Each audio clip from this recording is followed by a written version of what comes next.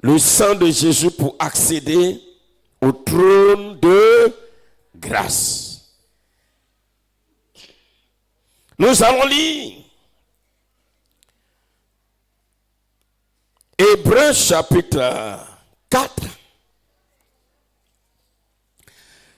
Prenons nos Bibles. Hébreux chapitre 4. Ouvrez vite là, j'ai chaud. Ouvrez là-bas. Non, c'est pas toi, c'est pas là-bas. Ouvre tout, un côté, ouvre un côté. Hébreux chapitre 4, verset 14 au verset 16. Mais c'est le verset 16 qui nous intéresse, mais je commence à parler du verset 14.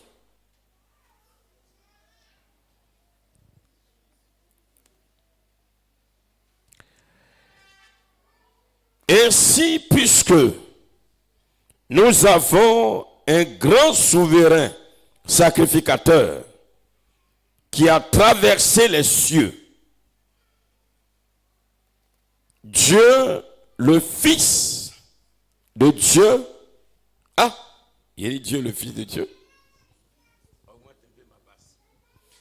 Jésus, le Fils de Dieu, demeurons fermes dans la foi que nous professons. Car nous n'avons pas un souverain sacrificateur qui ne puisse compatir à nos faiblesses. Au contraire, il a été tenté comme nous en toutes choses, sans commettre de péché. Approchons-nous donc avec assurance, ça c'est le verset 16, approchons-nous donc avec assurance du trône de la grâce, afin d'obtenir miséricorde et de trouver grâce pour être secourus dans nos besoins. Approchons-nous donc du trône de la grâce. Alléluia. Permettez que je reprenne ce verset 16 de Hébreux chapitre 4 dans la version Parole de vie. La version Parole de vie dit ceci: approchons-nous donc avec confiance. Approchons-nous donc avec confiance. Dis à ton voisin, approche-toi avec confiance de Dieu.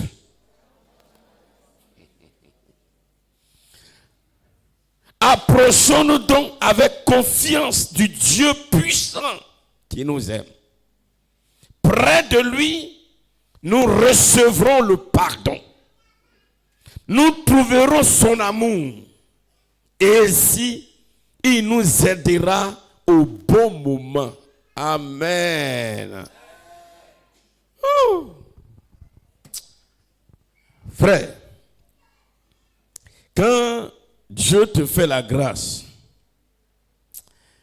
de comprendre la parole de Dieu, ta vision des choses change. Et là, je veux m'adresser aux chantres. Permettez, quand Dieu te fait la grâce, quand Dieu te fait la grâce de comprendre, vous les chantres, c'est facile de trouver une inspiration pour composer des chants.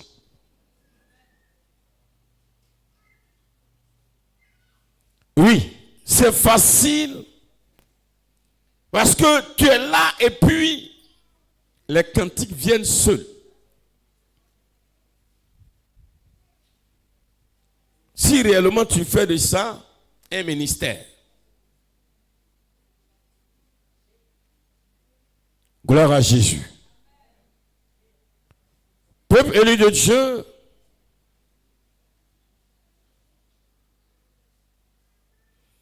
à la croix, dans le livre de Jean au chapitre 19, verset 30, Jésus s'est écrié: enfin, le prix a été payé. Ça, c'était le cri de Jésus. Enfin, le prix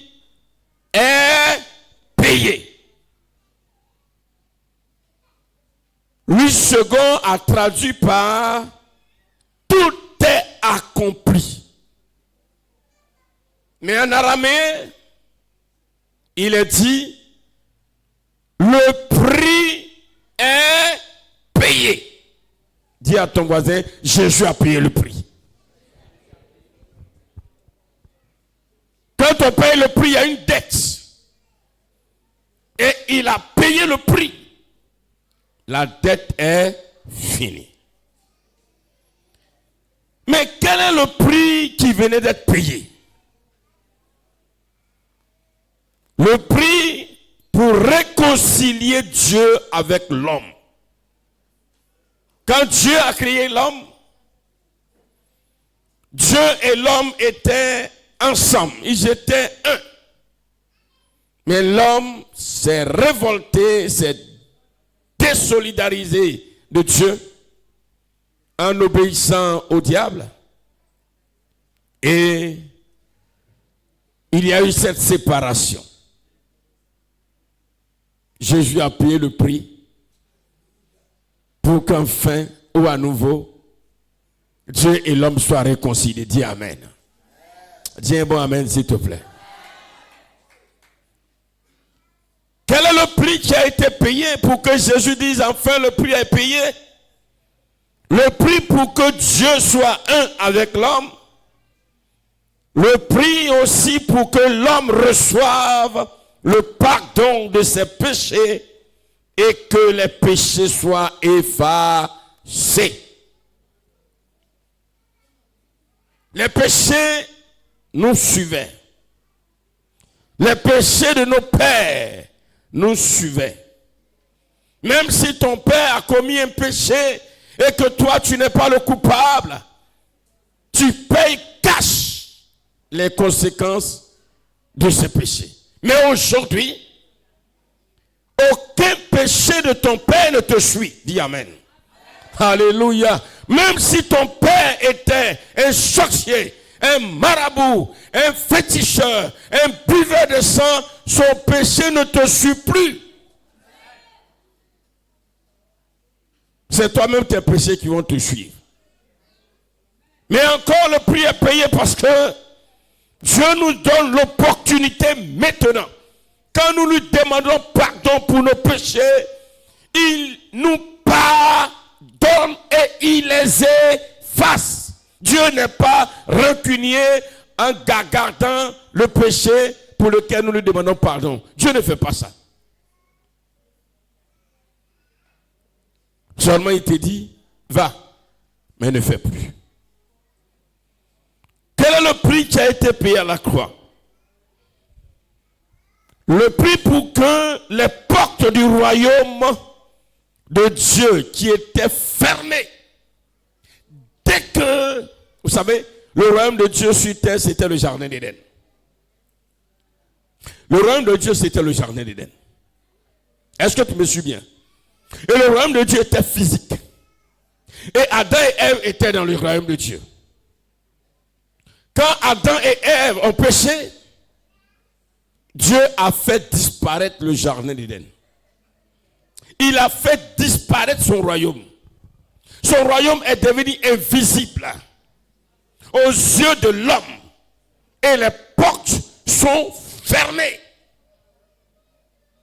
Tout à l'heure, maman disant, pour l'adoration, on en parlait.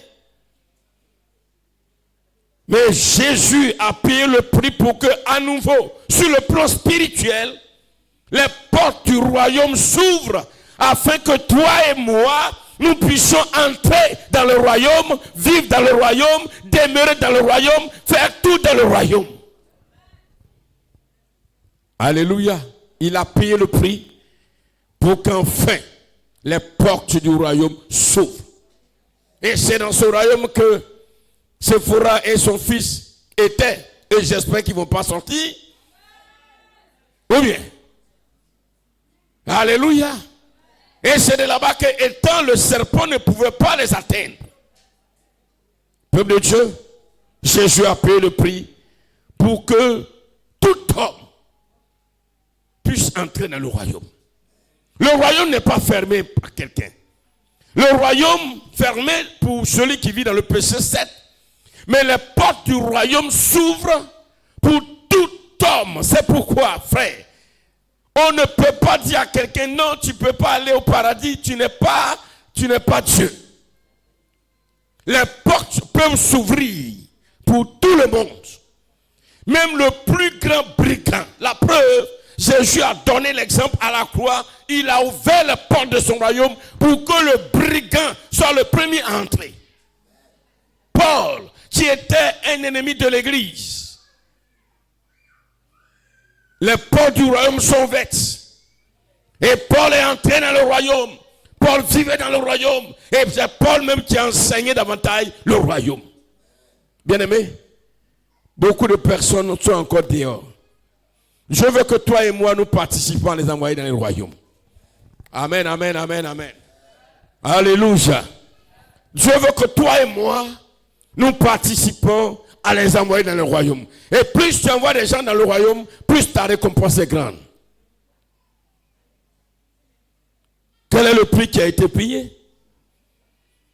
Le prix pour que, bien-aimé, le royaume de Dieu soit la cachette de l'homme aux yeux des esprits des ténèbres. Dieu cache ses enfants. Parce que la Bible déclare qu'un enfant est un trésor pour son père. Est-ce que vous comprenez bien? On a déjà lu ça. L'enfant est un trésor pour son père, pour ses parents. L'enfant est un trésor pour ses parents. C'est pourquoi nous aussi, nous sommes des trésors pour Dieu. Et étant un trésor, est-ce que tu laisses le trésor comme ça? Non, ils vont te voler ça.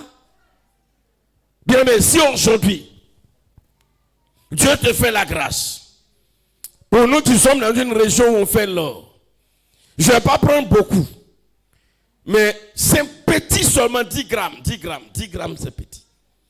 10 petits grammes, je ne sais pas combien fait l'or aujourd'hui, le gramme. Dans l'ordre de 45 000, 50 000 francs. Amen.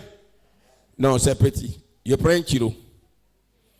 Dieu te donne 1 kilo d'or. Alléluia.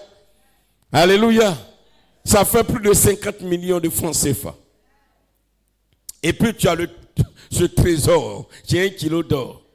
Et puis tu vas dans la rue, tu vas chez Sephora pour aller manger à checker. Et puis tu te poses sur la table, tu dis, bon, je vais mon or, je m'ai payé l'eau pour venir. Mais tu ne vas même pas finir de parler, l'or a disparu. D'ailleurs, même les yeux, même toi-même, tu es là, tu regardes l'or, l'or disparaît seul. Ce n'est pas quand tu vas laisser. Parce qu'il y a des spécialistes de vol. Ou même tes yeux sont dessus, ils volent même ça, même que tu vois même là. Frère, et nous, en tant qu'enfants de Dieu, étant un trésor pour Dieu, Dieu nous cache. Donc le royaume de Dieu est notre cachet, dis Amen. Le royaume de Dieu est ta cachette, dis Amen. Quand tu pries, Seigneur, rends-moi invisible aux yeux de l'ennemi. Dieu ne va pas venir prendre quelque chose pour te couvrir. Non, frère.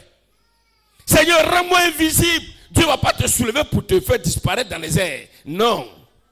Rends-moi invisible, ça veut dire, Seigneur, prends-moi et mets-moi dans ton royaume. Et ton royaume, c'est toi. Prends-moi et mets-moi en toi.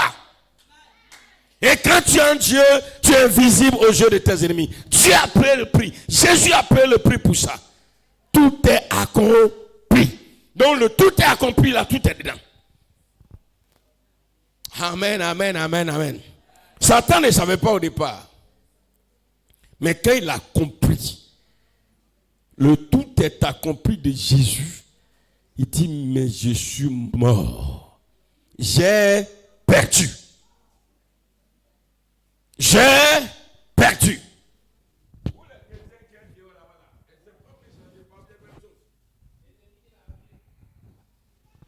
Alléluia. Alléluia. Peuple de Dieu. Jésus a payé le prix pourquoi? Il a payé le prix pour que si l'homme meurt, l'homme part où? Au paradis. Et regarde tout ça là. C'est pourquoi la mort de Jésus doit être le plus grand sujet de joie pour nous.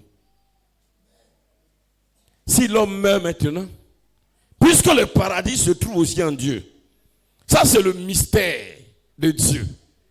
Le mystère de Dieu, c'est que le paradis et le royaume, les deux sont en Dieu. Nous les vivants, qui sommes dans le royaume de Dieu, on est en Dieu. Ceux qui sont morts en Christ, qui sont au paradis, ils sont en Dieu. Mais nous là, on ne se voit pas. Amen, amen, amen, amen, amen, amen. Amen, amen, amen, amen. Bien le peuple de Dieu, Jésus a payé le prix pour ça. Pour qu'aujourd'hui, si tu meurs en Christ, tu puisses aller au paradis, être là-bas, demeurer là-bas pour toujours, pour toujours, pour toujours, au nom de Jésus de Nazareth. C'est pourquoi l'apôtre Paul a dit, au vu de tout ça, il y en a encore beaucoup d'autres choses. Dans Philippiens 4, verset 4. Réjouissez-vous dans le Seigneur. Je vous le dis, réjouissez-vous. Frère, quand tu entends tout ça là, pourquoi tu peux être triste? Tu peux être triste pourquoi? Je sais que Jésus a payé le prix. Et que si je suis en lui, tous les sorciers du monde entier vont se lever contre moi. Mais ils ne pourront pas m'atteindre. Le diable et ses agents, les démons vont se lever contre moi. Ils ne pourront pas m'atteindre. J'ai quoi à être triste? Si j'ai compris que le prix a été payé, pour que si je meurs, je n'aille même pas en enfer. L'enfer, là, je ne calcule même pas. Ça n'est même pas dans mon programme. Je sais que quand je vais mourir, j'irai au paradis. Amen, amen, amen, amen. Ça, je ne souffre pas pour ça. Je ne réfléchis même pas à ça même. C'est pourquoi le chrétien qui a sa vie en Christ n'a même pas besoin de penser même en enfer. Je m'en fous de l'enfer. J'ai quoi à foutre de l'enfer? Ce n'est pas ma destination. Je n'irai jamais là-bas. Ça ne me dit rien. Ça ne me concerne pas. Ça ne me dit absolument rien. Est-ce que je peux me préoccuper de ça? Je m'en fous. Parce que je connais ma destination finale. Abraham.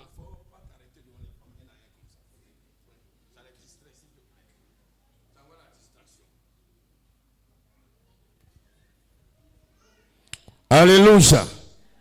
Alléluia. Réjouissez-vous dans le Seigneur. Tu sais que ton enfant que tu as, sa vie est sécurisée parce qu'il est avec toi. Tu n'as pas besoin d'être triste. Peuple de Dieu, Jésus a tout accompli à la croix. Ainsi, le sang de Jésus qui a coulé, le sang du sacrifice, doit être pour tout enfant de Dieu un grand sujet de réjouissance. Ce sacrifice ou le sang de Jésus nous donne ainsi l'opportunité, comme le dit le passage de Hébreux chapitre 4, de nous approcher du trône de la grâce. Du trône de la grâce. Du trône de la grâce. Envoyez-moi un fauteuil à côté là.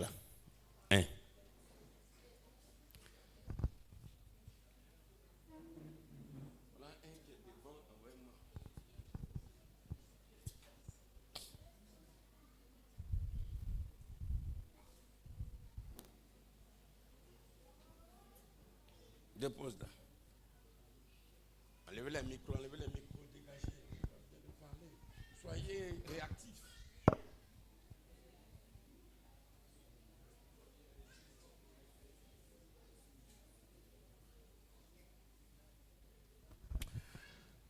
Alléluia.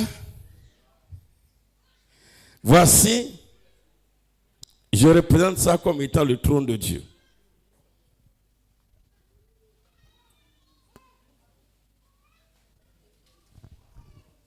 Suivez bien. Ça, c'est le trône de Dieu. Considérons que c'est le trône de Dieu. Ne soyez pas distraits, suivez ici. Ça, c'est le trône de Dieu. Le trône de Dieu. Fauteuil, là, regardez comment c'est. Il faut qu'on change. Le trône de Dieu.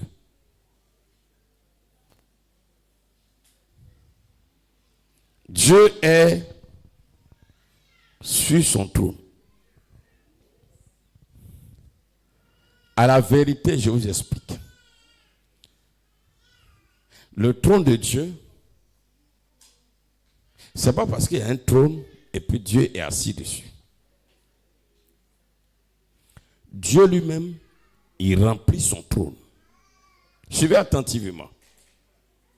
Donc Dieu lui-même, il est son propre trône. Et le trône de Dieu que vous voyez représente en même temps le temple. Le trône de Dieu représente en même temps le sanctuaire.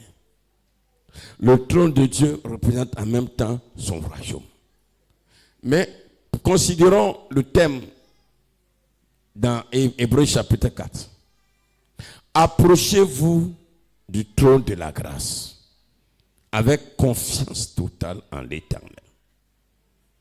Considérons que Dieu est assis sur son trône. On considérait. L'homme était auparavant éloigné de Dieu. Viens. L'homme était éloigné de Dieu. Mets-toi un peu là. On ne voit pas, vous êtes assis, vous regardez quoi? Vous êtes comme une secte. On ne voit rien. Tu n'es pas à côté de moi, il est éloigné.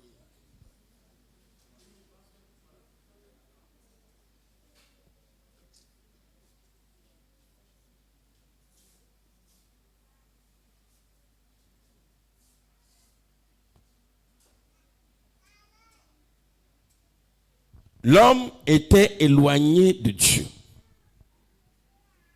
À cause de quoi? À cause du péché. L'homme était... Va encore loin, va loin, il ne faut pas venir à côté de nous. Voilà. Et le trône de Dieu ici, c'est le royaume de Dieu. Suivez attentivement. Et hors du trône, c'est les ténèbres. Et là où il est, si vous voulez, Satan était ici avec Dieu sur le trône. Et il a été chassé, il a été vaincu, il a été jeté à terre, il a été jeté hors. Et l'homme était là-bas, on était tous là-bas. L'homme ne pouvait plus s'approcher du trône. Or, le trône de Dieu représente le règne de Dieu. Quand on parle du trône, ça représente le règne. Le trône de Dieu représente le pouvoir de Dieu. Le trône de Dieu représente son autorité, sa domination. Vous voyez, dans le pays, quand on fait les élections, c'est ça, les gens luttent. Parce que celui qui est assis, il est là, à la présidence, qui est assis au palais, qui est assis sur le trône présidentiel, c'est lui qui incarne le pouvoir, la domination, l'autorité, le règne. C'est lui. C'est ça, tout le monde lutte. Et Dieu est là, l'homme est là, loin. Jésus est venu. Jésus était là. Ah non. Comme tu as porté la Bible blanche, j'espère que ça va te donner au moins de te réveiller maintenant. Bien. Au fait, Jésus, c'est Dieu lui-même. Mais je prends ça pour qu'on explique. Sa femme rit comme ça. Il faut qu'elle pas dire, je réveille un peu. Jésus dit, je m'en vais sur la terre pour aller réconcilier l'homme avec Dieu. Et il est parti. Quand Jésus est parti pour nous réconcilier, les portes pour entrer ici étaient fermées. Alors Jésus se donne à la croix. Il meurt. Mon ami, tu as porté la Bible là, hein? Mais comme tu es Jésus, couché.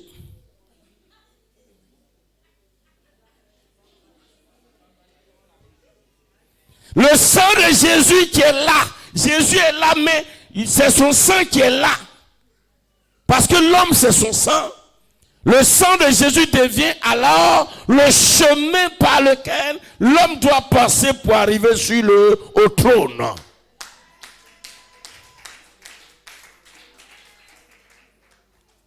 Dès que l'homme met les pieds, il n'est pas dit de t'arrêter sur le tueur, le tueur. Dès que l'homme met les pieds sur le chemin, qui a le sang de Jésus, le diable, s'il vous plaît, venez, viens. Viens. Voilà. Ça, avec cheveux blancs, ça veut dire que tu as duré un peu là-bas.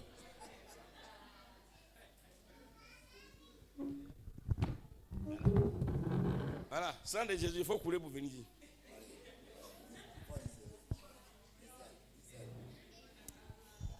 Oh, la caméra. Voilà. L'homme était là, il était là. Voilà, non? Voilà. Non, vous n'êtes pas ensemble. Il ne faut pas te fâcher. C'est qu'il ne faut pas prendre à la maison pour dire que le prophète a dit que je suis le diable. Souvent, quand on fait ça devient un problème sur ma tête. Aidez-le. S'il veut dire, il faut dire pardonner. C'est un exemple qu'on a pris. Voilà. Donc, le diable, les démons, ils sont en train de le tourmenter, de le tirailler, de le tirer partout. Tirez-le! Voilà. Et là, la puissance du sang de Jésus, quand il vient, il commence à se repentir. Il le lâche. Il le lâche maintenant. Quand il met les pieds, il ne faut pas t'arrêter sur lui, il va mourir. Quand il met ses pieds sur le sang de Jésus, eux, ils ne peuvent plus le toucher. Maintenant, il va prendre le sang de Jésus qui est le chemin. Et en même temps, c'est le sang là. Allez, lève-toi pour un moment. Qui va ouvrir la porte. Et quand il ouvre la porte, lui maintenant, il rentre. Quand il vient, qu'est-ce que Dieu veut? Dieu veut qu'on s'approche du trône, mais ce n'est pas encore fini. Dieu ne veut pas qu'on s'arrête à côté du trône. Dans Apocalypse 3, verset 21, Dieu dit, celui qui va vaincre, il va venir s'asseoir. Mon pied est fatigué. Il va venir s'asseoir avec moi sur mon trône. Voilà. Celui qui a vaincu, il ne faut pas durer. Hein? Les pirates sont fatigués. Il s'assoit. Si tu mets tout ton poids et te jettes là-bas. Il s'assoit avec moi sur mon trône. Alléluia. Est-ce qu'on peut acclamer le Seigneur? Merci Jésus. Merci le sang de Jésus. Tout le monde merci. Allez vous asseoir.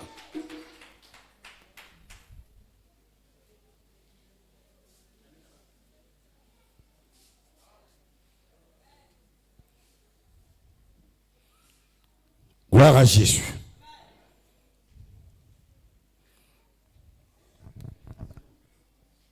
Hébreux 10 dit, Hébreux 4 plutôt dit, approchez-vous du trône de la grâce avec assurance. Alléluia.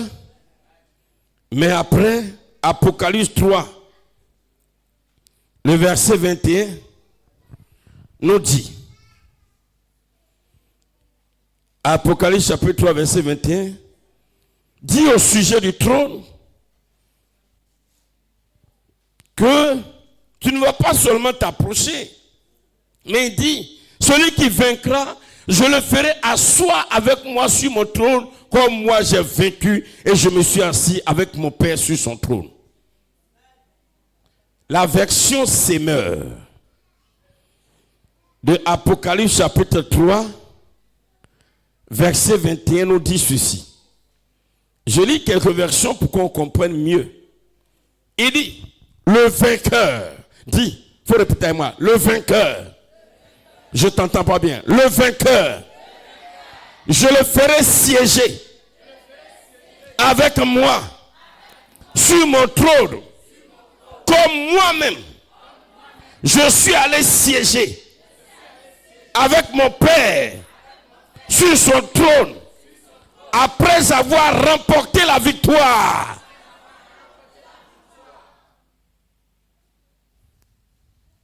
Alléluia. Alléluia. Quelle victoire? La victoire, c'est que Jésus n'a point péché. La victoire, c'est que Jésus a vaincu la tentation. C'est la victoire qui est là. Et parce qu'il a vaincu la tentation, il a triomphé du diable. Il est venu s'asseoir sur son Père, sur son trône. Alléluia. Alléluia.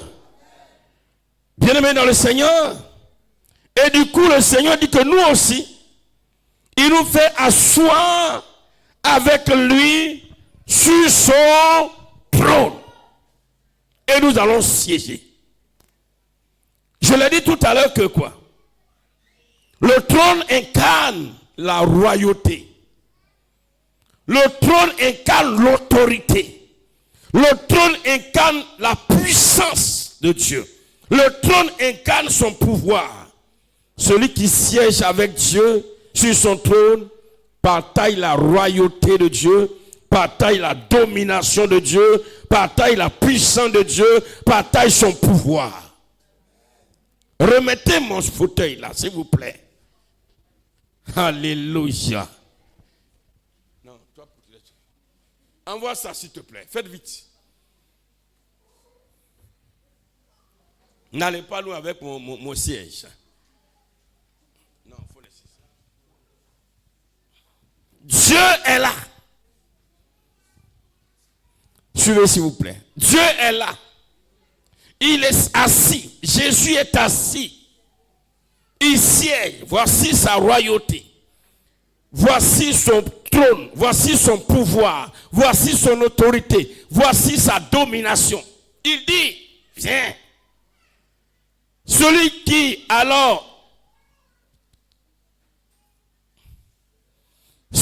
va vaincre la tentation va s'asseoir sur mon siège avec moi, sur mon trône avec moi. Et qu'est-ce qu'il fait? Il partage la royauté de Dieu. Il partage le pouvoir de Dieu. Il partage la domination de Dieu. Dieu lui donne sa royauté. Dieu lui donne son pouvoir. Dieu lui donne sa puissance. Dieu lui donne son autorité. Dieu lui donne sa force.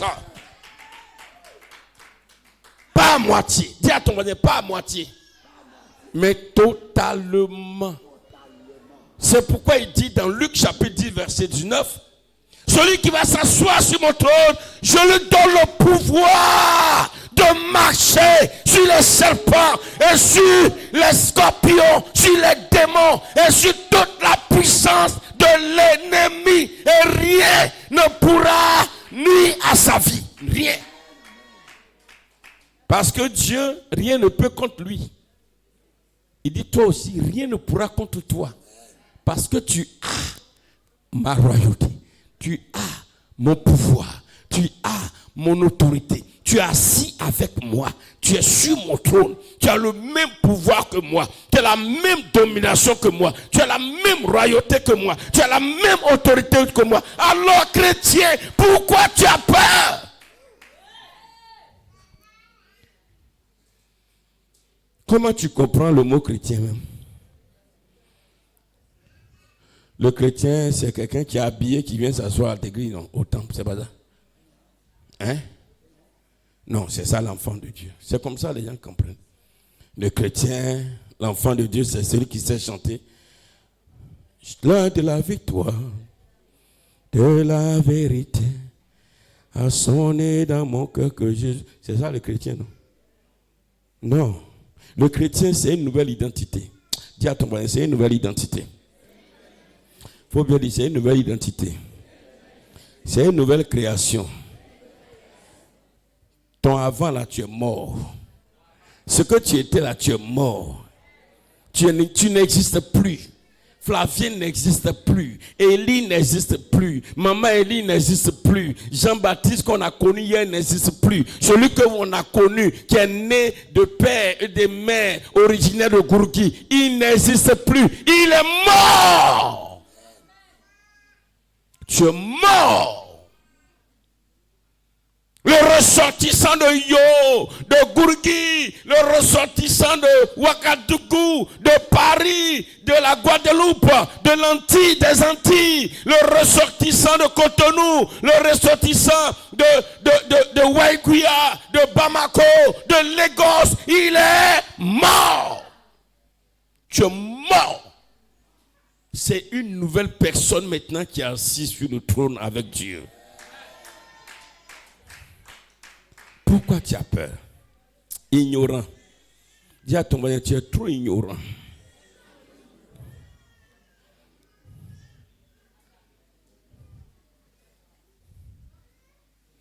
Non, vraiment. Satan même nous regarde et dit, hey, si j'étais à leur place, moi, on m'a chassé où? Mais eux là, ils sont maintenant à la place de Dieu. Ils sont avec Dieu là et ils ont peur. Quand il fait un petit rêve, comme par exemple ce que Séphora a vu, où Dieu lui montre, voilà vitre là qui est là comme ça, qui sépare.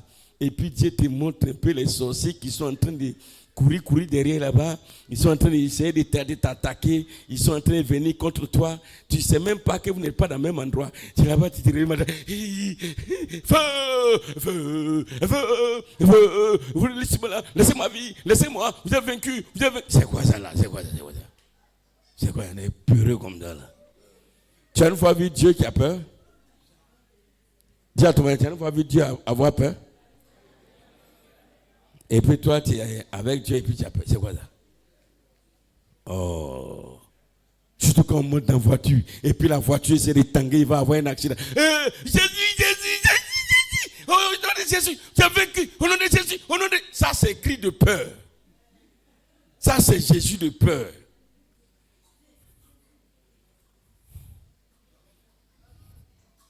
Amen.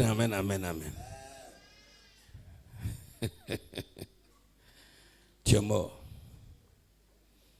C'est une nouvelle personne. Flavien. C'est un nouveau Flavien qui est là. Où est sa femme même? Madame Flavien.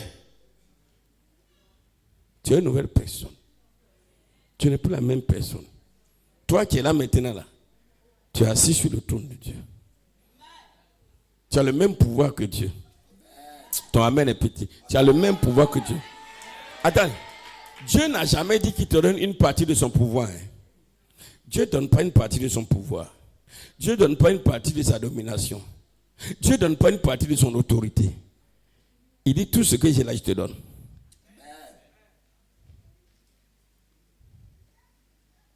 Amen. Et je vois des gens malgré ça, ils ont la main comme ça. Parce que lui, il ne voit pas. Parce que quand il parle de ça, il pense que c'est en même temps et puis son visage est transformé. Il pense qu'en même temps, quand il dit ça et puis tout change. On me dit, j'ai le pouvoir de Dieu, mais j'ai pris là, rien ne change un coup. Il va changer comme caméléon. Quand il regarde, il est vert, il regarde quelque chose qui est rouge et puis il devient rouge sur le sang. C'est spirituellement. Il faut dire à ton voisin, c'est spirituellement. C'est spirituellement. Il faut dire c'est spirituellement. C'est spirituellement. Hey, chrétien, laisse ma scène, laisse mon trône. Le trône va s'asseoir là tout. Amen. Alléluia.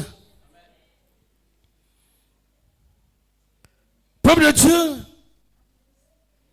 Et Dieu dit maintenant, selon nos thèses de base, approchons-nous de Dieu avec assurance. Je prends la version Semeur.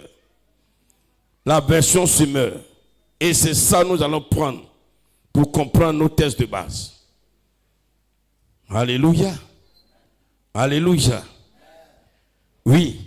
Hébreux chapitre 4, verset 16. La version Semeur dit: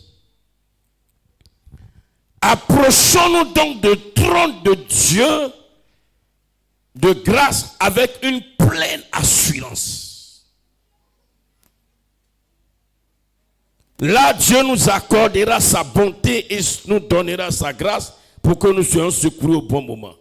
D'abord, quand tu t'approches donc de Dieu en tant que personne qui est partie à la repentance, et Dieu te fait approcher de son trône pour s'asseoir sur ce trône, Dieu dit, il faut que tu sois plein d'assurance. Dis à ton voisin, sois plein d'assurance, sois plein d'assurance. La version parole de vie dit, avec confiance en Dieu qui nous aime. Oui, bien-aimé, c'est par un amour incommensurable, un amour qu'on ne peut pas mesurer, que Dieu, le grand roi, nous fait asseoir sur son trône et partage avec nous toute sa royauté. Amen. Même le président de la République ne peut pas prendre son enfant pour le faire asseoir sur son trône. Jamais.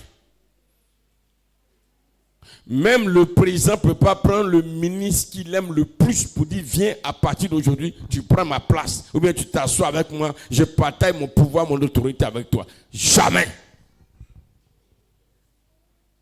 Même dans la maison même, à la maison chez nous, le père ne peut pas dire à son enfant, à partir d'aujourd'hui, toi et moi, on est la même chose. Quand il va parler à moi, il dit, hey, je suis ton père. Hein. N'oublie pas que je suis le père. C'est moi qui suis l'autorité ici. Tu vas parler jusqu'à et puis il remet l'enfant à sa place. C'est moi qui gouverne ici. C'est moi qui décide. C'est moi qui parle. J'ai obligation d'obéir. Mais Dieu, lui, ne fait pas ça. Bien-aimé. Si Dieu nous a aimés et il nous a fait asseoir avec lui sur son trône, comment est-ce qu'on ne peut pas faire confiance à ce Dieu-là? Pourquoi on ne peut pas faire confiance à Dieu? Bien-aimé, qu'est-ce que la confiance? Placer sa confiance en Dieu veut dire quoi? Avoir confiance en Dieu veut dire quoi? Avoir confiance en Dieu veut simplement dire que quel que soit ce qui arrive, Dieu est là. C'est ça, on dit, on a confiance en Dieu. Quel que soit ce qui arrive, Dieu est où? Il est présent. Il est là. C'est-à-dire qu'il faut avoir confiance en Dieu. Dieu n'abandonne pas celui qui a confiance en lui ou celui qui est assis sur son trône. Fais confiance en Dieu. Étienne, avec confiance, faisait confiance en Dieu. Avec confiance. Lorsque Étienne était en train d'être lapidé, est-ce qu'il a perdu sa confiance en Dieu? Vous allez voir la différence. Est-ce qu'il a perdu sa confiance? Il savait que Dieu était. Avoir confiance en Dieu veut dire quoi? Il faut toujours croire que Dieu est là. Celui qui a confiance en Dieu croit toujours que Dieu est là. Quand on était en train de le lapider, de le tuer, il avait toujours confiance en Dieu. Il savait que Dieu est toujours là. Même quand il allait mourir, il avait toujours confiance en Dieu. Il savait que Dieu est toujours là. C'est ça, avoir confiance en Dieu. Mais nous les hommes, quand on dit j'ai confiance en Dieu, ça veut dire que je crois que Dieu va changer la situation. Il faut dire c'est pas ça avec Dieu. Moi, je fais confiance à Dieu. Pourquoi tu fais confiance à Dieu? Je sais qu'un jour là, tout va changer. Dieu dit non, c'est pas ça, avoir confiance en Dieu. Vous n'avez pas encore compris. Quand l'homme dit, moi j'ai confiance en Dieu, est-ce que tu as confiance en Dieu? Mais oui, moi j'ai confiance. Pourquoi? Moi je sais que je ne vais pas rester dans ma situation là. J'ai confiance en Dieu. Et un jour Dieu va changer. Dieu dit non, c'est pas ça, avoir confiance en moi. Dieu dit avoir confiance en moi, Si ça change, ça ne change pas, je suis là. Crois que je suis là. Crois que je suis là. C'est ça, avoir confiance en Dieu. Alléluia. Alléluia. Celui qui a confiance en Dieu croit que toujours Dieu est là. Même s'il doit mourir, il sait que Dieu est là. Il est malade, il croit que Dieu est là. Il ne peut pas respirer, il croit que Dieu est là. Son enfant est mort, il croit que Dieu est là. C'est lui qui a confiance en Dieu. Et une telle personne ne connaît pas le découragement. Mais nous, notre confiance que nous plaçons en Dieu, aujourd'hui là, il faut avoir confiance en Dieu. Oui, moi j'ai confiance en Dieu, je sais qu'il est guéri. Quand ça fait un jour ne guérit pas, tu as combien de dire, moi-même, je ne sais pas, 2 jours là même, pas toujours confiance. Aïe, tu n'as plus confiance en Dieu. Depuis là, je ne comprends pas. On dit, mon ami, de toute façon, on voit là, tu vas mourir, on va prier pour ta mort. On va prier pour que Dieu te garde au paradis. Et la confiance en Dieu dit, moi, je n'ai plus confiance, je sais que je vais mourir. Non. Non. Vous voyez? Si je peux te poser la question, est-ce que tu as confiance en Dieu? Est-ce que réellement tu as confiance en Dieu? Est-ce que tu as réellement confiance en Dieu? Bien-aimé dans le Seigneur. Faire confiance, ce n'est pas croire que ta situation va changer. Ce n'est pas ça, on dit faire confiance en Dieu. Faire confiance en Dieu, c'est croire que quel que soit ce qui va arriver, Dieu est présent. Dieu est prêt. Dieu est prêt. Tu as faim, il est prêt. Tu pries, il ne répond pas, il est prêt. Tes habits se déchaussent, il est prêt. Les gens se moquent de toi, il est prêt. Ton enfant est malade, il est prêt. Tu as confiance en lui, tu sais qu'il est là.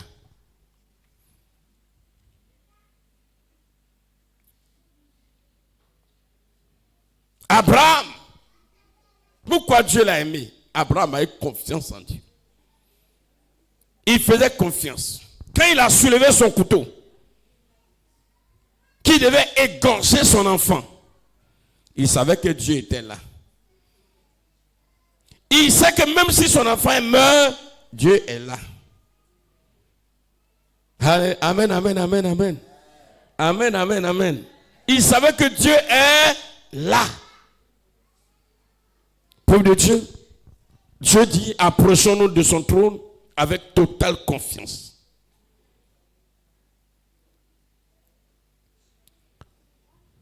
C'était hier que le Seigneur va m'expliquer un passage de la Bible. Ça m'a dépassé moi-même et je vais partager avec vous. Le Seigneur, dans sa grâce, se révèle et m'explique un passage dans Matthieu chapitre 27, verset 46. Ce passage, Jésus a dit à la croix, Élie, Élie, lama sabachthani. Et c'est ce que les écrivains de la Bible ont dit, ont écrit. Ça veut dire, mon Dieu, pourquoi m'as-tu abandonné?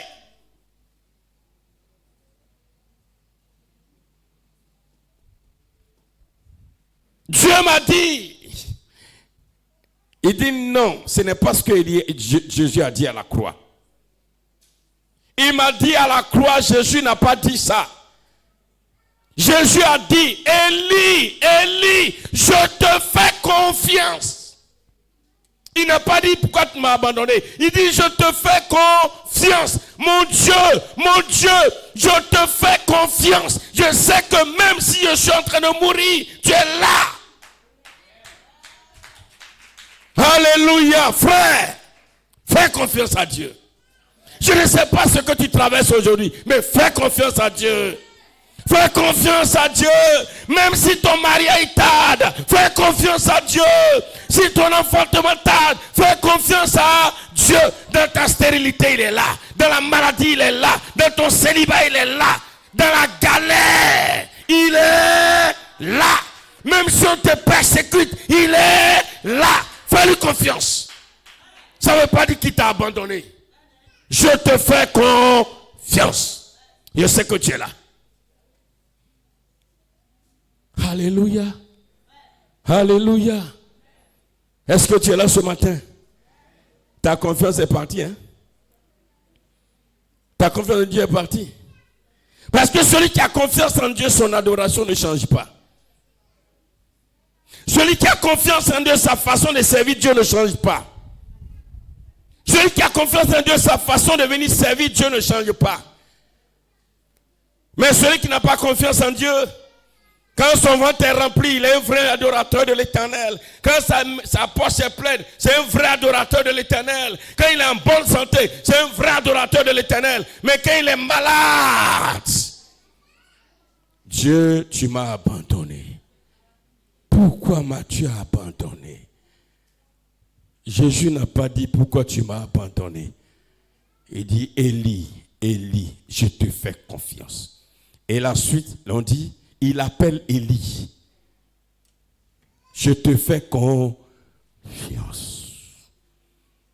Les gens se moquent de moi, mais je te fais confiance. Tu es avec moi. Même si mes chaussures se coupent, je te fais confiance. Même si cette fête qui arrive, je n'ai pas l'argent pour payer un poulet, je te fais confiance. C'est pas dit que je te fais confiance. Le 1er janvier, tu vas me donner poulet. C'est pas ça, hein? Je te fais confiance parce que même si je n'ai pas mangé, c'est toi qui l'as voulu. Tu es là. Alléluia. Alléluia. Je te fais confiance. Amen, amen, amen, amen. Amen, amen, amen, amen. Toujours selon Hébreux chapitre 4, verset 16. La version s'émet toujours dit: au trône de la grâce, nous recevons le pardon de nos péchés.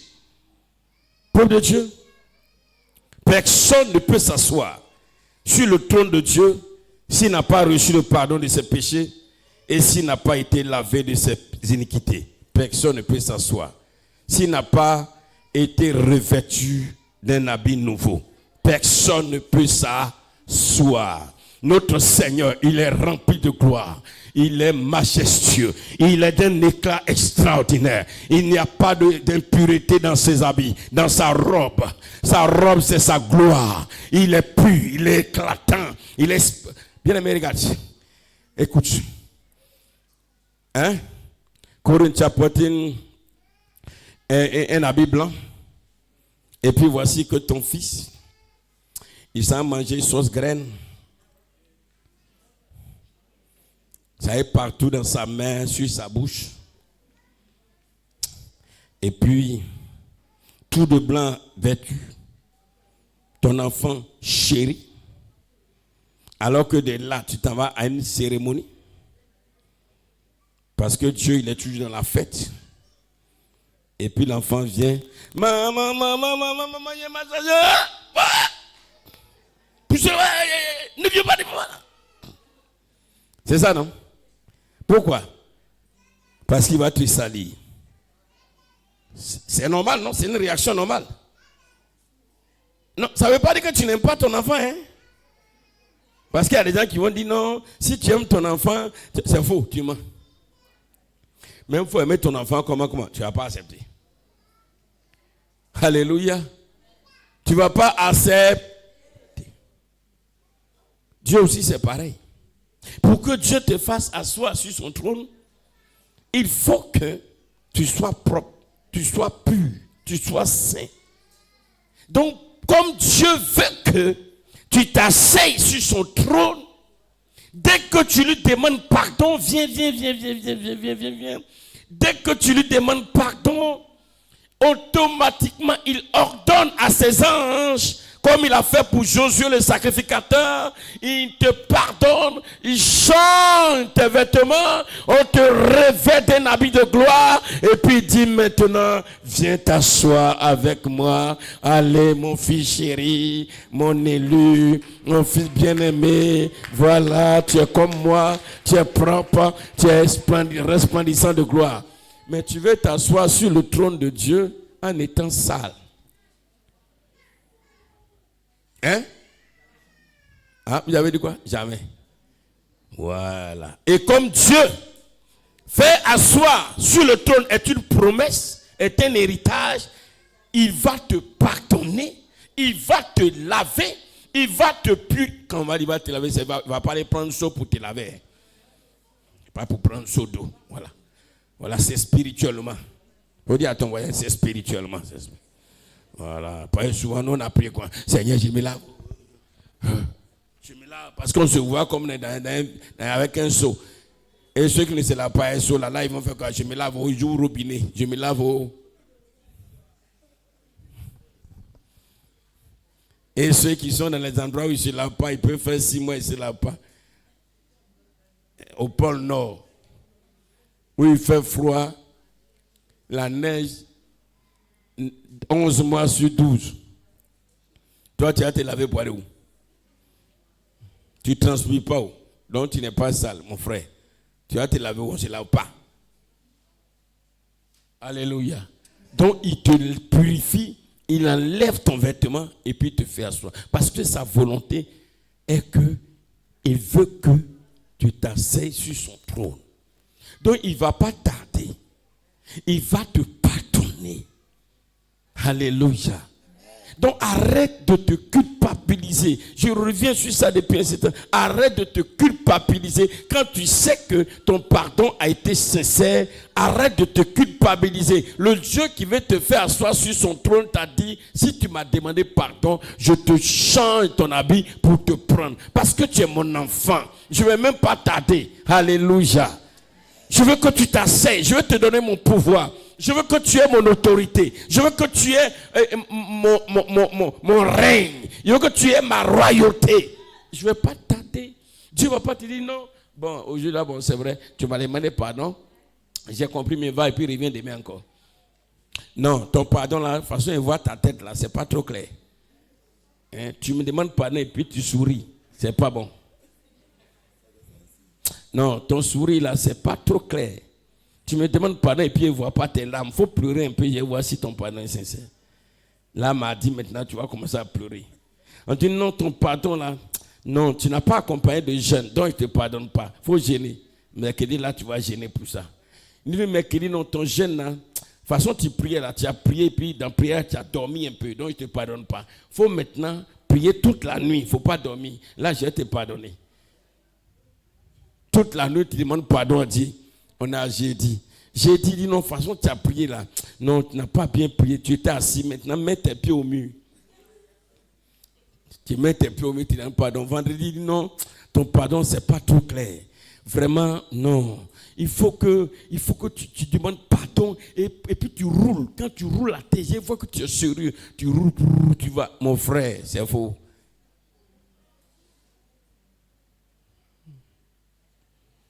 Même toi-même, si ton père t'avait fait ça, même, tu serais content. Parmi nous, qui n'a pas gâté quelque chose dans la vie? Quand tu gâtes, tu coupes, papa, pardonne-moi. Avant même qu'il n'arrive, même toi-même, tu es content de me pardon. Papa, pardon, j'ai cassé un verre. Hein? Voici, avant-hier, maman est venue. Un joli verre comme ça, une tasse de grand prix. Voilà, elle vient, je ne dis pas le nom de la personne. Le verre est cassé. Elle dit, hey, qui a cassé la tasse là? La personne, elle se reconnaît. Elle dit, maman, c'est moi. Maman, elle dit, bon, d'accord, vraiment. Et puis elle a déposé. Tu as parlé encore. Elle n'a plus parlé, c'est fini. C'est fini. Est-ce qu'à cause de ça, le lendemain, elle dit, bon, toi là, tu ne vas pas manger à la maison ici? Mais nous, c'est comme ça, on voit Dieu. Quand tu fais comme ça, Dieu dit, tu ne me fais pas confiance. Tu ne fais pas confiance. Amen, amen, amen. Amen, amen, amen. Peuple de Dieu, on s'approche du trône de la grâce. On termine avec ça. Maintenant, qu'est-ce qu'on trouve encore au trône de la grâce? Le troisième et dernier point. Au trône de la grâce, il dit, Dieu nous accordera sa bonté et nous donnera sa grâce pour que nous soyons secourus au bon moment. Il dit au trône de la grâce, il nous donne ce dont nous avons besoin au bon moment. Il faut dire au bon moment. Il faut dire au bon moment. Au bon moment. Au bon moment. Au bon moment. Au bon moment. Au bon moment. Quand il est au trône de la grâce, mon frère, il te fait asseoir sur le trône de la grâce avec ton célibat. C'est pas parce que tu t'assois maintenant et puis il enlève. Non. Il te fait asseoir sur le trône de la grâce avec ta pauvreté financière. Mais tu es assis où? Il te fait asseoir au trône de la grâce avec la maladie. Mais tu es assis là. Amen, amen. Maintenant, puisque tu es assis au trône de la grâce, au bon moment. C'est quoi on appelle le bon moment? Le bon moment, c'est le moment de Dieu lui-même.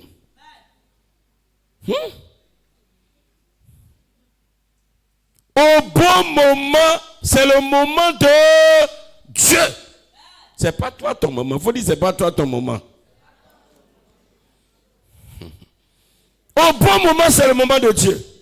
Le bon moment pour Dieu, pour toi, ça peut être dans 1 an,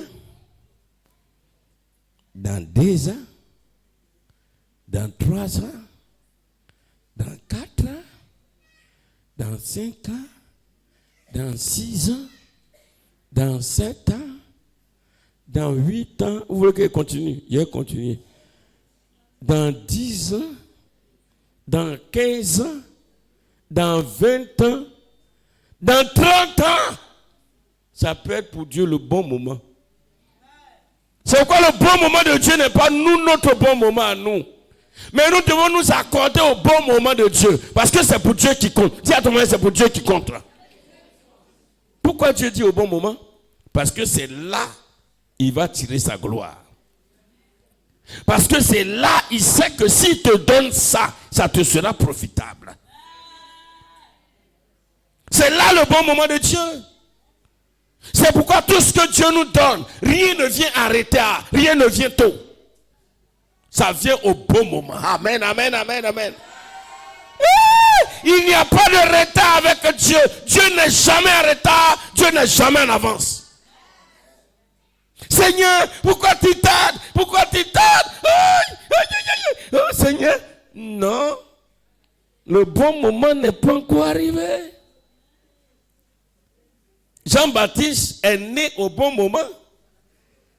Son père Zacharie était vieux, Élisabeth était vieille. Tout le monde disait, oh voilà, c'est là, ils ont servi Dieu jusqu'à, ils n'ont pas d'enfants. Donc, eux, ça ne leur disait plus rien. Mais ils ne savaient pas que le bon moment de Dieu arrive. Le bon moment de Dieu arrive.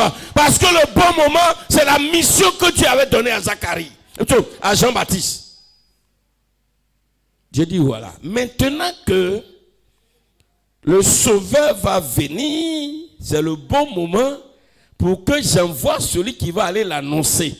C'est pourquoi Jean-Baptiste et Zacharie, c'est le bon moment pour moi maintenant. Vous allez avoir un enfant qui s'appelle appelé Jean-Baptiste. Et c'est lui qui va alors annoncer le Seigneur et le Sauveur. Le bon moment de ton mariage, au trône de la grâce, il te donnera ton mariage au bon moment. Actuellement, s'il te donne, les sorciers vont tuer ton mari. Ah!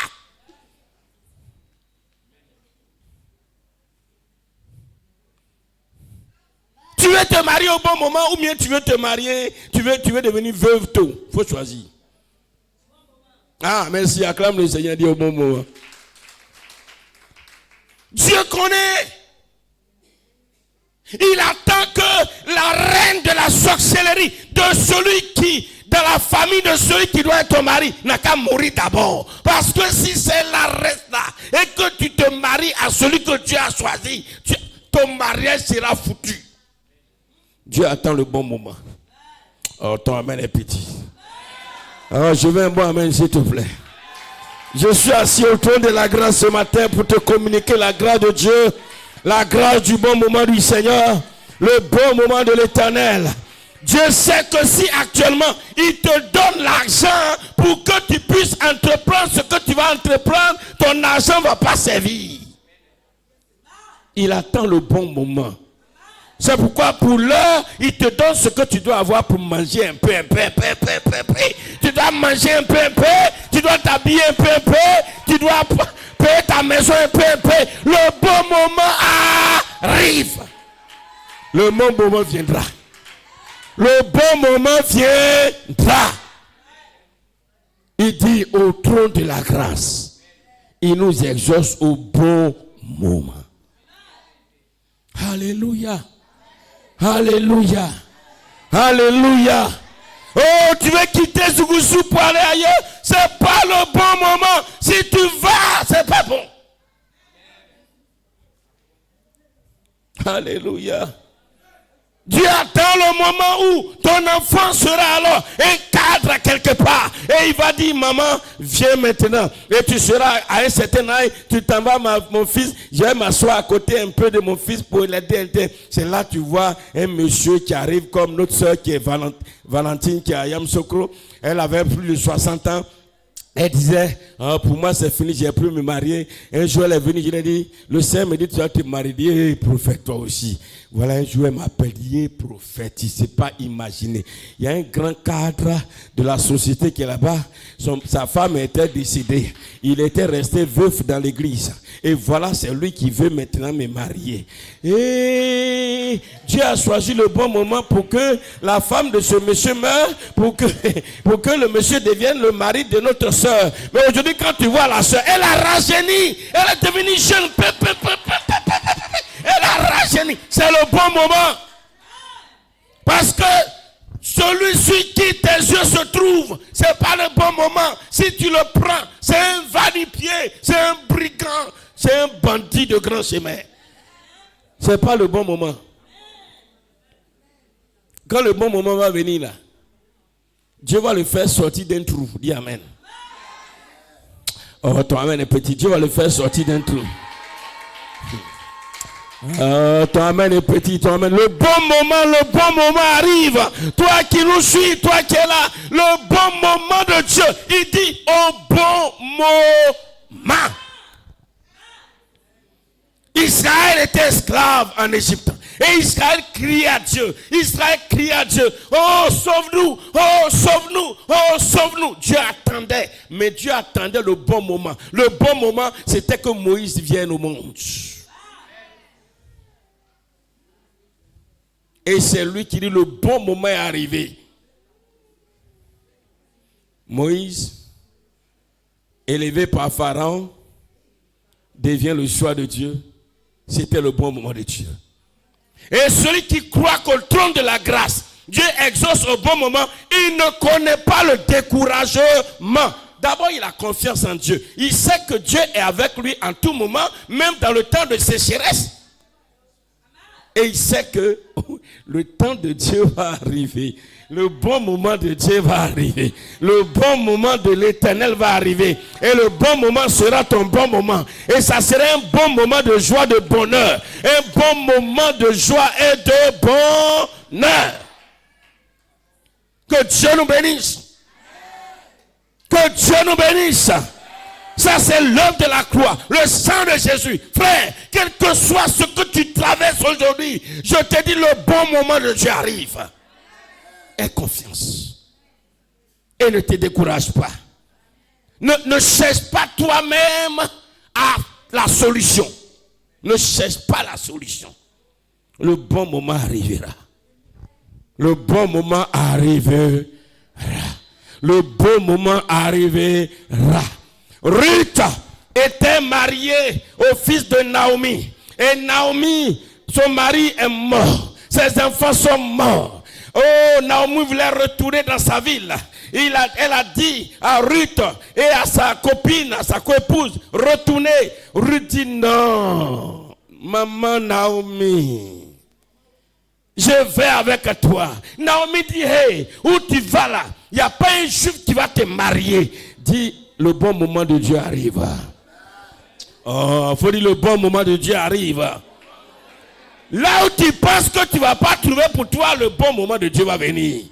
Parce qu'en temps normal, un juif ne peut pas marier alors une femme moabite. Interdit par Dieu. Ce que Dieu lui-même a interdit, Dieu même va permettre.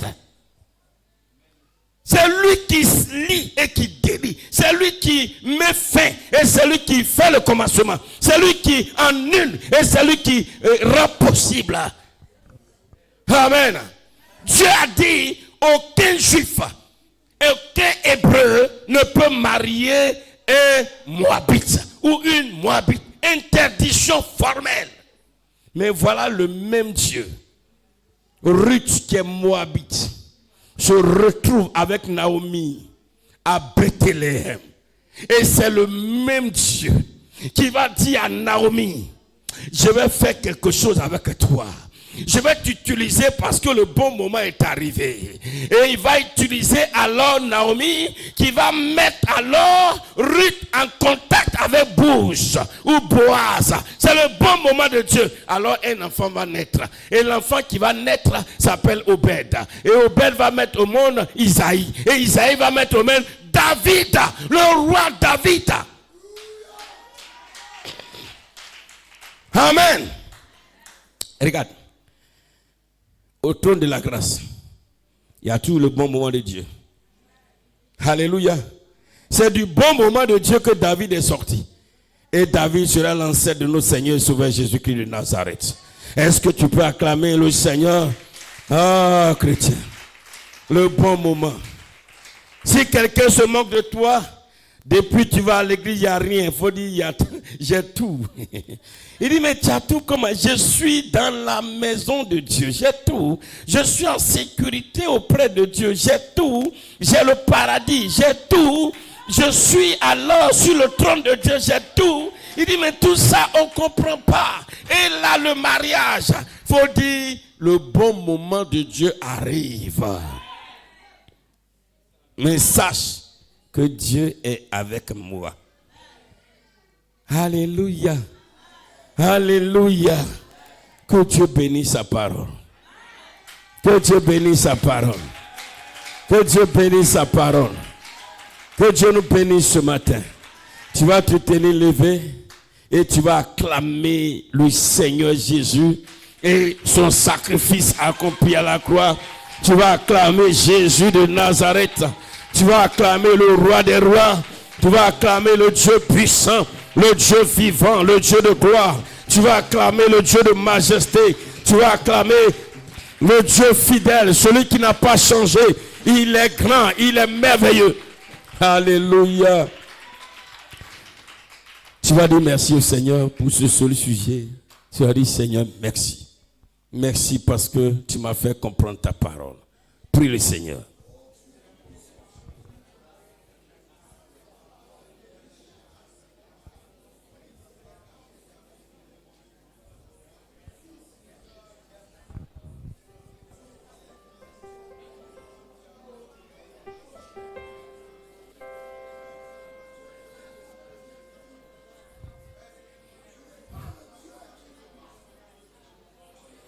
Le bon moment arrive.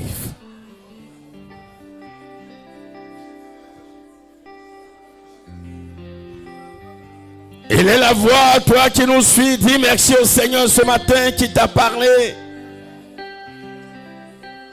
Même si tu es en ville et que tu es reparti au village, le bon moment de Dieu arrive pour toi.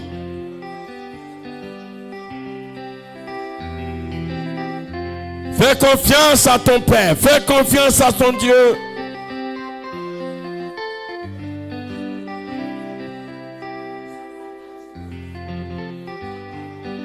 Fais confiance, fais confiance. Approche-toi du trône de la grâce.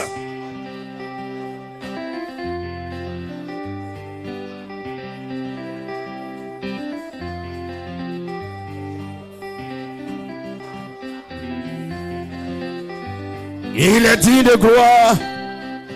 Il est digne d'élévation. Il est digne de magnificence. Il est Dieu. Jésus a tout accompli. Plus jamais, ne dis plus, mon Dieu, pourquoi m'as-tu abandonné?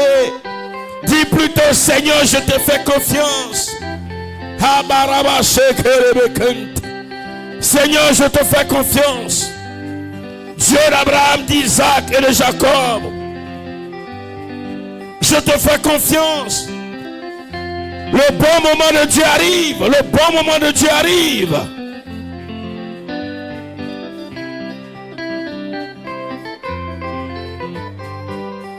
Gloire à toi, Seigneur, notre Dieu, notre Père. Gloire à l'Éternel, le Dieu vivant, le Dieu puissant, Seigneur. Gloire au Dieu très haut, le Dieu souverain, le Dieu admirable. Gloire au Dieu incomparable, le Dieu riche, le Dieu bon. Oh Papa, qui est comme toi, Seigneur?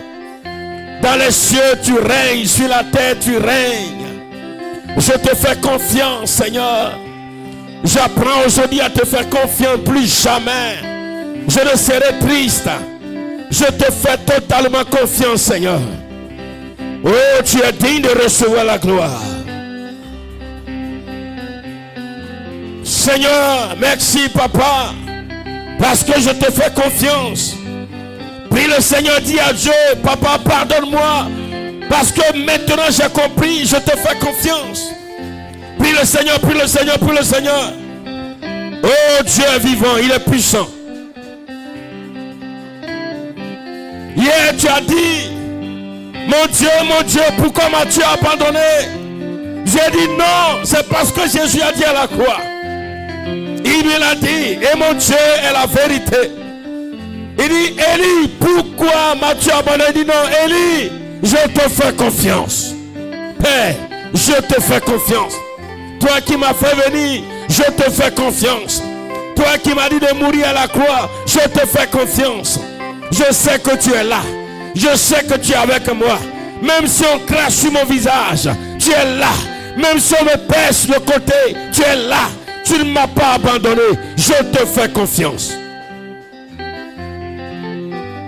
Oh Jésus Seigneur.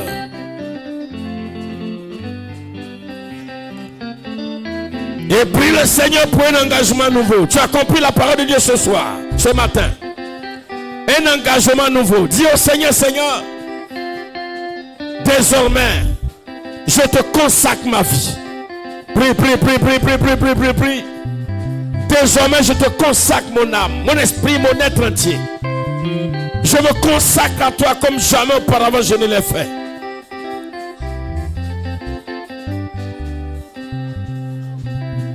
Oh Jésus, tu es digne de recevoir la gloire. Tu nous as tellement aimés, Seigneur. Ton sang n'a pas coulé en vain, Papa. Un amour vrai, un amour immense, un amour puissant, un amour glorieux, un amour merveilleux. Un amour véritable.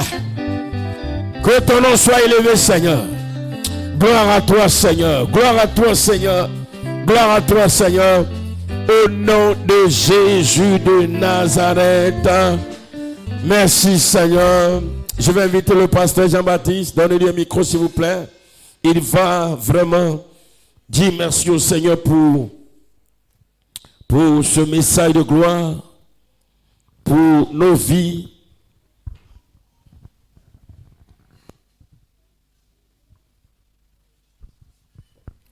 Nous donnons gloire à ton nom, Maître des cieux. Nous donnons gloire à ton nom, détenteur de tout pouvoir. Nous donnons gloire à ton nom, toi qui es l'autorité même. Nous donnons gloire à ton nom, parce que ta parole est la vérité. Ce qui sort de ta bouche est oui et amen.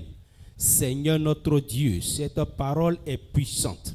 Si puissante pour ressusciter des morts, si puissante pour guérir l'âme malade, si puissante pour guérir l'esprit malade. Seigneur notre Dieu, nous te bénissons. Oui, tu es venu jusqu'à nous. Oui, Seigneur, tu t'es déplacé parce que tu as su que alors l'homme dans son orgueil n'allait jamais venir à toi.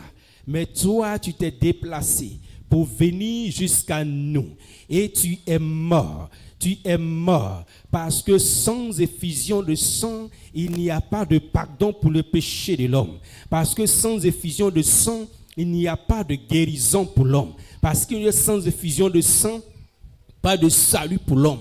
Parce que sans effusion de sang, il n'y a pas de contact, de relation, oh Dieu, de réconciliation avec toi. Sans effusion du sang de Jésus, Seigneur, tout homme est éloigné, oh Dieu de gloire, Papa, de toi.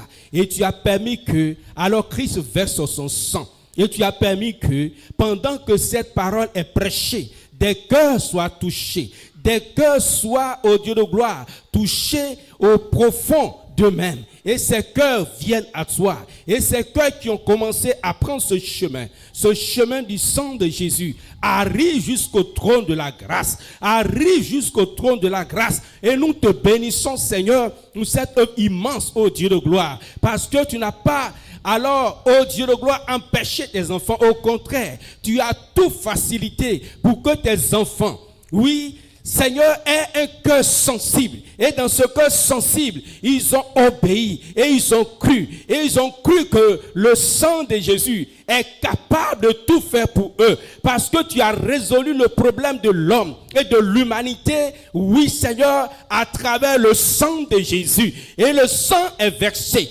Depuis là-haut, sur la croix, le sang dégoulinait sur la croix jusque sur la terre, sur le rocher du mont Golgotha. Le sang de Jésus a fait trembler toute la terre, toutes les entrailles de la terre. Et Seigneur notre Dieu, tu as réconcilié l'homme avec toi. Tu m'as réconcilié avec toi. Tu as réconcilié mon frère. Tu as réconcilié ma soeur avec toi. Tu as réconcilié celui-là qui devait naître avec toi. Nous sommes infiniment reconnaissants à toi, Seigneur, pour cette œuvre immense. Oui, par moments, nos yeux, oui, parce que humains, nous sommes fatigués et nous nous sommes dit, le Seigneur nous a abandonnés, le Seigneur nous a rejetés. Mais aujourd'hui, tu nous dis, oui, je fais tout dans un programme. Et ce programme est que, alors le temps choisi arrive pour toi. Mon fils, ma fille, sache attendre. Car si tu quittes ce lieu, tu n'auras pas cette grâce. Si tu quittes cette occasion, tu n'auras pas cette grâce. Et aujourd'hui, Seigneur, je crois que ta parole nous fait du bien. Et que, Seigneur, tes enfants se réconcilient avec toi et ils sont pleins de confiance pour savoir attendre le bon moment. Le bon moment de la grâce, du mariage, le bon moment de la grâce, de la guérison, le bon moment de la grâce, de l'enfantement, le bon moment de la grâce, des enfants turbulents pour les, oh Dieu de gloire, domptés en Christ, le bon moment de la grâce pour, oh Dieu de gloire, des finances difficiles, le bon moment, Seigneur notre Dieu, nous te bénissons. Ton sang, Jésus, est puissant. Que dis-je? Ton sang est tout puissant. Et ce sang a réglé toutes choses. Oui, tu as tout accompli. Le prix à payer a été payé. Le prix à payer a été payé. La dette a été déchargée. La dette a été déchargée. Que l'homme le veuille ou pas, cela a été fait. Oui, Seigneur notre Dieu, nous te bénissons, Papa. Il faille que quelqu'un entende, oh Dieu, aux confins de la terre, et sache que le prix a été payé. Jésus, le Fils unique du Dieu vivant, a payé le prix de toutes choses. Oui, par son sang qui est versé. Et dans ce sang, nous avons tout. Nous avons tout. Tu nous as identifiés à toi. Et c'est ce qui est la vérité.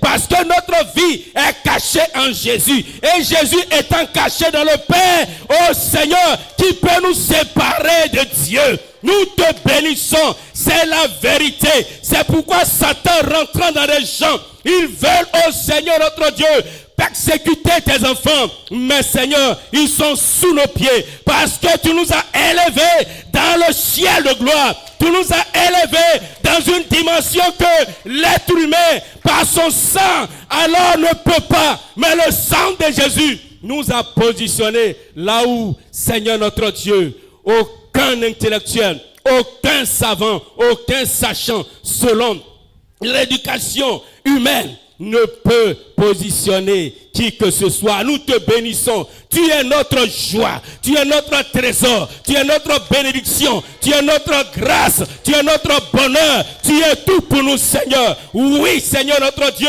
nous conjuguons le sang de Jésus. Nous le conjuguons chaque jour, Seigneur notre Dieu, dans notre vie. Parce que le sang de Jésus, notre Dieu de gloire, est notre bonheur. Parce que le sang de Jésus, notre Dieu, est notre bénédiction. Parce que, Seigneur, tu nous as permis de croire.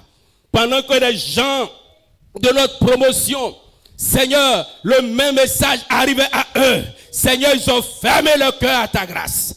Ils ont fermé leur cœur à ta grâce. Et aujourd'hui, Seigneur, ils sont dans le regret. Mais à nous, Seigneur, notre Dieu, petit troupeau, oui, des hommes simples, Seigneur, tu as convaincu nos cœurs de croire en toi. Et voilà le bonheur que nous avons. Que toute la gloire, Seigneur, te revienne. Oh, Seigneur, nous réconcilier avec toi. Tu nous as mis dans ton sein. Tu nous as mis dans ton sein. Tu nous as mis dans ton sein. Tu nous as rendus semblables à toi. Comment ne pas te bénir? Honneur, gloire, élévation, dignité à toi seul. Que, Seigneur notre Dieu de gloire, quand nous nous réveillons, nous puissions te bénir pour cette immense que tu as faite. C'est au nom de Jésus que nous te prions. Amen.